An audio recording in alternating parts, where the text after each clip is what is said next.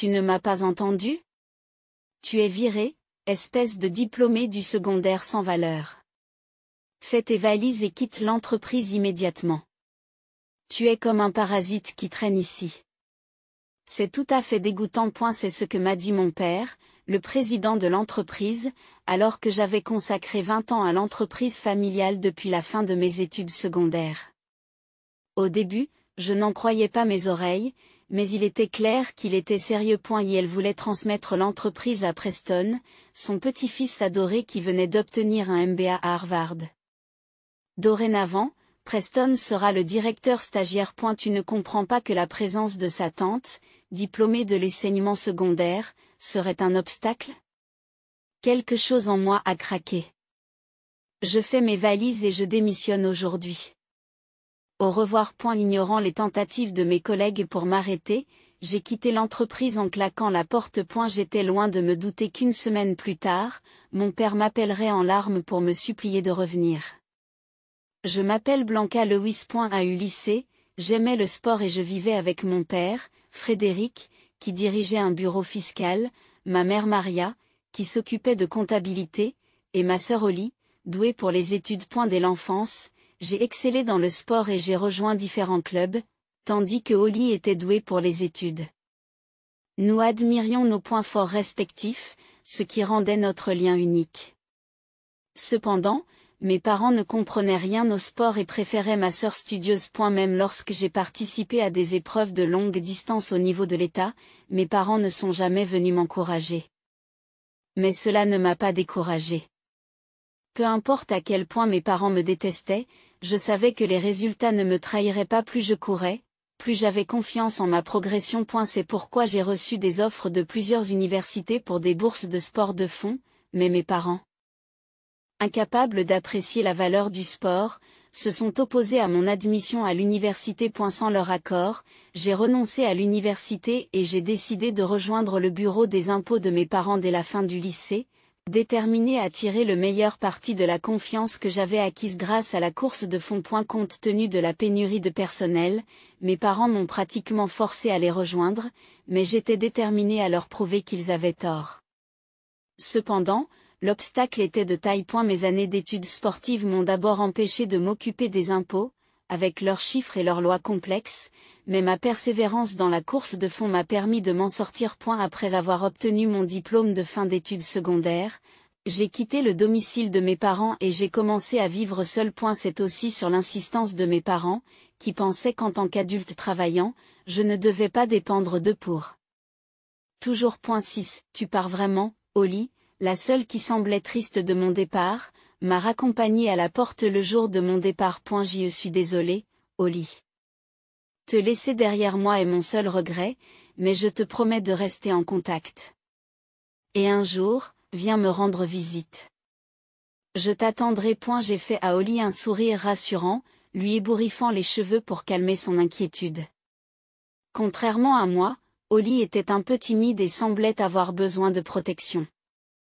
La laisser seule dans cette maison me faisait culpabiliser. Mais comme nos parents étaient gentils avec elle, je me suis dit qu'elle se débrouillerait. Je me suis dit que si quelque chose arrivait, je serais là pour elle en un instant. Pensant que j'étais un peu trop protectrice, j'ai lâché la tête de Oli, j'ai fait mes derniers adieux et j'ai quitté la maison. Plusieurs années après mon départ, Oli s'est mariée et Preston est né. Son mari était le fils d'une connaissance de mon père. Quelqu'un que mon père recommandait fortement. En tant que tante, j'adorais Preston et je l'emmenais souvent au parc le week-end. Preston s'est attaché à moi et nous avons partagé un lien merveilleux. Cependant, lorsque Preston a grandi, mes parents ont commencé à lui faire des avances excessives. Mon père, en particulier, souhaitait ardemment qu'il devienne leur successeur. Preston était doué pour les études et avait toujours déclaré qu'il deviendrait un chef d'entreprise. Mes parents attendaient beaucoup de lui, allant même jusqu'à s'immiscer dans l'éducation de Oli. Nos sorties au parc le week-end ont progressivement cessé, mon père insistant pour que Preston se concentre sur ses études. Au fil du temps, la distance entre l'ASU et Preston s'est accrue. Lorsque Preston est arrivé au collège, j'ai été complètement mise à l'écart. Mes parents s'investissaient à fond dans ses cours particuliers et ses activités extrascolaires, reconnaissant à peine ma présence. Holly semblait s'excuser, mais je l'ai rassuré en lui disant « Ce n'est pas grave. Ce qui compte, c'est l'avenir de Preston. Grâce aux encouragements de mon père, Preston a finalement été admis à Harvard et a intégré le programme MBA. Les diplômés du secondaire devraient se concentrer sur leur travail. » C'était la remarque constante de mon père à mon égard. Lorsqu'il a appris l'admission de Preston, je me suis approché de lui avec un mouchoir pour sécher ses larmes de joie, mais il m'a répondu par ces mots familiers de dédain. Le coup de grâce a été porté lorsque mes parents ont décidé d'assister à la cérémonie d'inscription de Preston, me laissant derrière, sans invitation. L'antagonisme devenait de plus en plus intense. Holly s'est excusée au téléphone. Mais je lui ai assuré que tout allait bien et qu'elle ne devait pas s'inquiéter. Je savais qu'elle était frustrée de ne pas pouvoir changer le comportement de nos parents. J'ai décidé de ne plus la déranger. Je pensais que si je parvenais un jour à obtenir mon compte fiscal et ma certification, mes parents me reconnaîtraient enfin. Mais contrairement à ce que j'espérais, mes parents se sont montrés de plus en plus froids à mon égard. Ils ont commencé à ignorer mes salutations, et lorsque je posais des questions, ils les laissaient sans réponse. Tu ne sais même pas cela? C'est pour cela que les diplômés du secondaire ne servent à rien, faisait souvent remarquer ma mère, telle une belle-mère acariâtre. Parfois, elle me grondait même carrément. Puis, un jour, un tournant s'est produit. J'ai enfin obtenu le compte fiscal et la certification que j'attendais depuis longtemps. Après plusieurs années dans l'entreprise, j'ai décidé d'obtenir cette certification afin d'instaurer une plus grande confiance avec nos clients. Pour l'obtenir, je devais passer 5 examens distincts qui pouvaient s'étaler sur plusieurs années. Profitant de ce système, j'ai passé une matière par an, consacrant ainsi 5 ans à l'obtention de ma certification et devenant officiellement comptable fiscaliste. J'ai d'abord annoncé la nouvelle à Holly et Preston. Holly était ravie, comme s'il s'agissait de sa propre réussite. Preston a envoyé un bref message de félicitations. Avec une motivation retrouvée, je me suis plongé à corps perdu dans mon travail, par conséquent, les clients ont commencé à me faire davantage confiance. Même en dehors des heures de travail, je répondais rapidement aux besoins des clients. Merci, Blanca. Je suis si contente que tu t'en occupes, me disaient-ils en exprimant leur gratitude par des sourires qui devenaient ma plus grande joie. Je ne négligeais jamais les réponses rapides et j'acceptais avec enthousiasme les invitations au golf et au barbecue. Même le week-end. Vous travaillez vraiment dur, n'est-ce pas? Lors d'un barbecue avec nos clients, mon collègue Elvin Wilson m'a regardé et m'a dit cela. Il semblait trouver inhabituel que je participe activement aux interactions avec les clients. Je le faisais simplement parce que cela me plaisait. Elvin, quant à lui, n'aimait pas particulièrement ce genre de rencontre. C'était quelqu'un qui s'attachait aux personnes dont il était proche, mais lorsqu'il s'agissait de relations professionnelles, il avait d'un côté étonnamment détaché. Pourquoi est-il devenu comptable fiscaliste? Mais cela ne changeait rien au fait qu'il était passionné. Nous nous entendions bien et je savais qu'il était quelqu'un sur qui je pouvais compter en cas de besoin. Qu'est-ce que tu racontes? Tu travailles dur, toi aussi. Tu es là pour les clients, après tout. Allez, profitez-en et mangez. J'ai déjà mangé 5 portions de viande. Tu manges trop. Es-tu vraiment un ancien coureur de fond? Apparemment, manger toute cette viande ne m'a pas fait ressembler à un ancien coureur de fond. Quelle impolitesse, j'ai toujours eu un grand appétit, mais je me retenais quand j'étais athlète, disais-je en plaisantant. Elvin et moi avons ri de ces conversations légères, mêlant nos clients à la fête et profitant ensemble du barbecue ce jour-là. En continuant à passer des journées comme celle-ci, en établissant des liens avec les clients aux côtés d'Elvin, je suis peu à peu devenu inestimable pour eux. Avant même de m'en rendre compte, j'avais atteint le sommet des ventes de l'entreprise. Avec de nombreux clients importants à mon actif et l'augmentation du chiffre d'affaires de mes comptes, mes efforts avaient enfin porté leurs fruits. Tu as réussi, Blanca. Ton travail acharné a vraiment porté ses fruits. Merci, Elvin. Je crois que je vais bientôt devoir me mettre au travail et suivre ton exemple. Tu n'étais pas sérieux jusqu'à présent, je n'ai pas pu m'empêcher de le taquiner. Mais j'ai été sincèrement touché par les félicitations d'Elvin. Après cela, j'ai gagné beaucoup d'autres admirateurs en dehors d'Elvin. J'ai élargi mon réseau à l'intérieur et à l'extérieur de l'entreprise, et chaque jour m'a semblé plus satisfaisant et plus gratifiant. Cependant, mes parents sont restés les mêmes. Quelle que soit ma contribution à l'entreprise, ils considéraient qu'il était normal que je leur rende l'appareil, puisqu'ils avaient permis à un simple diplômé de l'enseignement secondaire comme moi de rejoindre l'entreprise. Lors des célébrations de l'entreprise, ils remettaient des prix aux personnes les plus performantes, mais j'étais le seul à en être exclu. Une fois de plus, j'étais frustré de ne pas pouvoir changer le cœur de mes parents. C'est alors que j'ai appris que Preston était diplômé de Harvard avec d'excellentes notes. Il avait obtenu son MBA et s'apprêtait à rentrer chez lui. L'idée du retour de Preston à la maison m'a procuré des sentiments mitigés. Après avoir été mon gentil neveu, il était devenu l'héritier, portant tout le poids des attentes de mon père. Pourtant, en tant que tante, je tenais à célébrer sincèrement son retour. Mon père se préparait à ce que Preston rejoigne l'entreprise dès son retour. Preston dirigera l'entreprise à l'aube de la prochaine ère. A-t-il déclaré, faisant avancer les plans de succession comme si je n'existais pas. Holly m'a appelé, en s'excusant, et m'a dit, « Papa est complètement obsédé par Preston. » J'ai essayé de l'en empêcher, mais ne t'inquiète pas, Preston ne pense probablement même pas à moi. Non, ce n'est pas vrai. Preston tient vraiment à moi. Avant qu'Holly ne puisse terminer, j'ai raccroché. En pensant à Preston, je me suis souvenu des moments passés au parc. À l'époque, je n'aurais jamais imaginé que les choses se passeraient ainsi. Très vite, Preston est revenu et a rejoint le bureau des impôts de mon père. Pour sa première année, il a eu le privilège de ne pas faire d'heures supplémentaires, et mon père l'a encadré personnellement. Pendant ce temps, je continuais à faire des heures supplémentaires et à travailler les week-ends. Malgré cela, j'ai continué à travailler avec diligence et j'ai gagné la confiance de nos clients. Blanca, nous sommes vraiment reconnaissants de vous avoir ici. Je me sens à l'aise quand je suis entre tes mains. Les mots d'appréciation du client sont devenus mon soutien. Ensuite, quelque chose d'inhabituel s'est produit. Mon père a organisé une fête de bienvenue pour Preston et, étonnamment, j'ai été invité. On dirait que tes parents commencent enfin à te reconnaître, remarque Elvin. Pas du tout.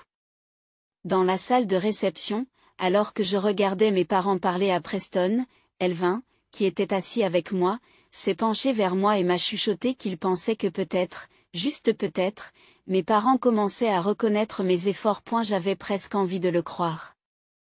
Après tous les efforts que j'avais déployés. Avec ce faible espoir, j'ai regardé vers mes parents et, de façon inattendue, mon père s'est retourné et a croisé mon regard. Après avoir dit quelque chose à Preston, il a commencé à marcher vers moi. Mais j'étais loin de me douter qu'il était sur le point de briser toutes les attentes que j'avais jamais eues. Blanca, à partir d'aujourd'hui, tu es renvoyé de l'entreprise. Quoi? Je n'arrivais pas à croire ce que j'entendais, surtout lors d'une fête comme celle-ci. J'ai pensé que j'avais mal entendu. Mais en regardant le visage de mon père, il n'y avait aucune trace de plaisanterie. Qu'est-ce que tu as dit?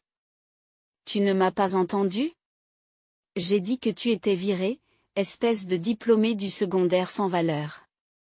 Fais tes valises et quitte l'entreprise immédiatement. Tu t'es accroché à cet endroit comme un parasite. C'est dégoûtant. J'aurais aimé que ce soit un malentendu.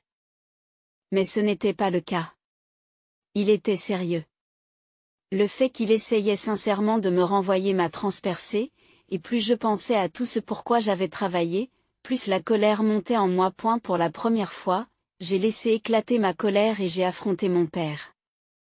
J'ai consacré 20 ans à cette entreprise, à vous, depuis que j'ai obtenu mon diplôme d'études secondaires. Pourquoi? Papa. Comment as-tu pu traiter Blanca de cette façon, c'en est trop.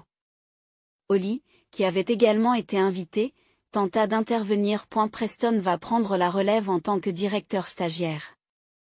Tu ne comprends pas que la présence de sa tante, diplômée du secondaire, serait un obstacle, et, ça va trop loin, Elvin s'est interposé, visiblement furieux en s'adressant à mon père. Depuis le temps que nous travaillons ensemble, je n'avais jamais vu Elvin aussi en colère. Monsieur, quelle que soit votre autorité, il y a des choses que vous ne devriez jamais dire à votre propre enfant. Pour qui vous prenez-vous pour me parler ainsi? Je suis le chef de ce bureau des impôts. Ce que je dis est absolu. Ou voulez-vous être licencié en même temps qu'elle? Même envers Elvin, mon père était inflexible. Si ma présence devait entraîner le renvoi d'Elvin, alors ça suffit. Tous les deux. Quelque chose s'est brisé en moi, et j'ai calmement interrompu leur conversation. Elvin semblait objecter, mais honnêtement, je n'absorbais rien de tout cela. Je vais rassembler mes affaires et partir aujourd'hui.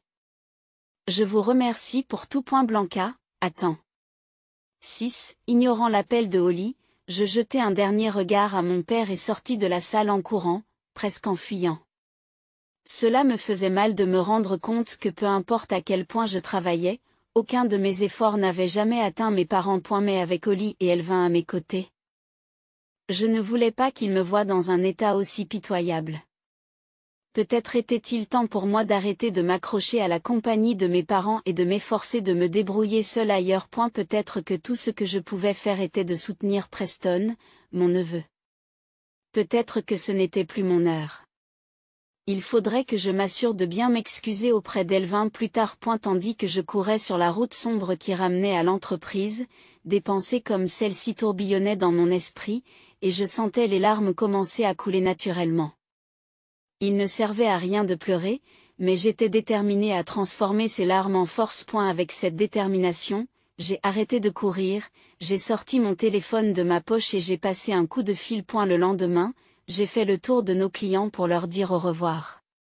Chacun d'entre eux a regretté mon départ. Et beaucoup m'ont insisté sur le fait qu'ils voulaient me suivre dans mon nouveau travail. Cependant, il serait inconvenant de débaucher des clients. Bien que j'ai essayé de refuser poliment, je n'ai pas pu arrêter les clients qui voulaient changer de bureau fiscal de leur propre chef. Ils ont fermement insisté sur le fait qu'ils me voulaient comme conseiller, refusant tout compromis.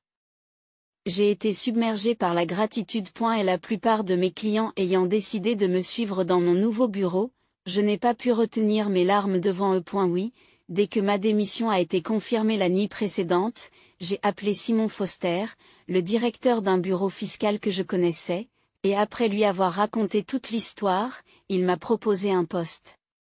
Cela a dû être difficile pour vous. Vous pourrez vous détendre ici.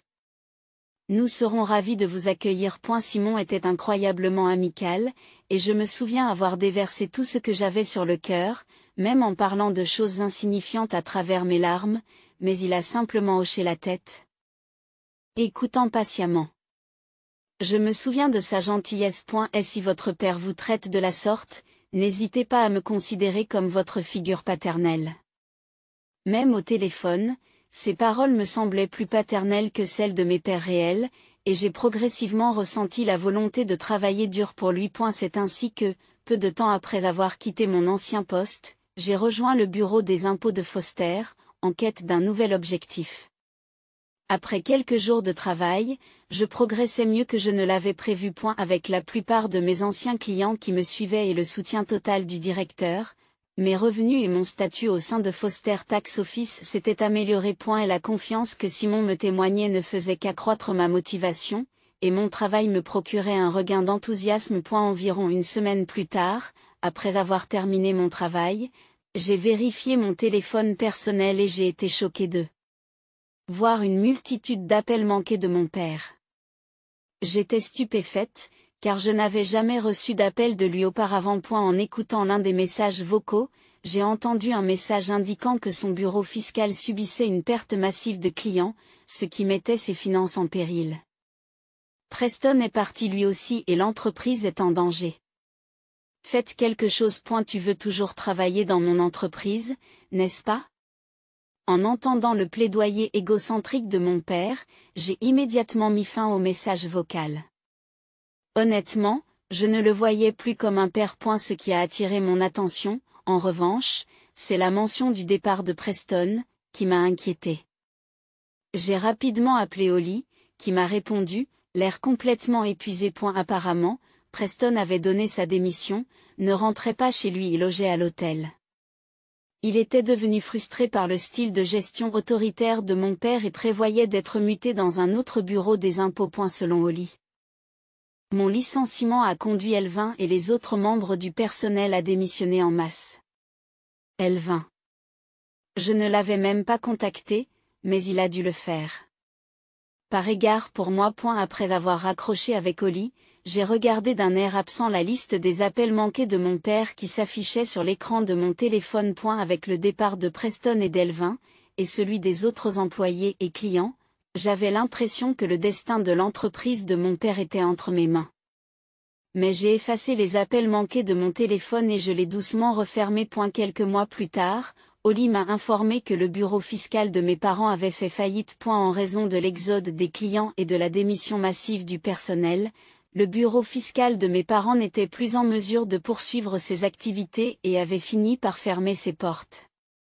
Ils venaient de contracter un prêt pour rénover le bureau, ce qui leur laissait une dette importante. Et la réputation de mon père étant ternie, il est peu probable qu'un bureau fiscal du secteur envisage de l'embaucher. Holly m'a dit que mon père passait désormais ses journées à occuper des emplois à temps partiel à forte intensité de main-d'œuvre, tandis que ma mère se débattait avec des emplois à temps partiel dans le commerce de détail, s'en sortant tant bien que mal tout en essayant de rembourser leurs dettes. J'aurais aimé dire que c'est Holly qui me l'a dit, mais, étonnamment, c'est quelqu'un d'autre qui m'a mis au courant de la situation de mes parents.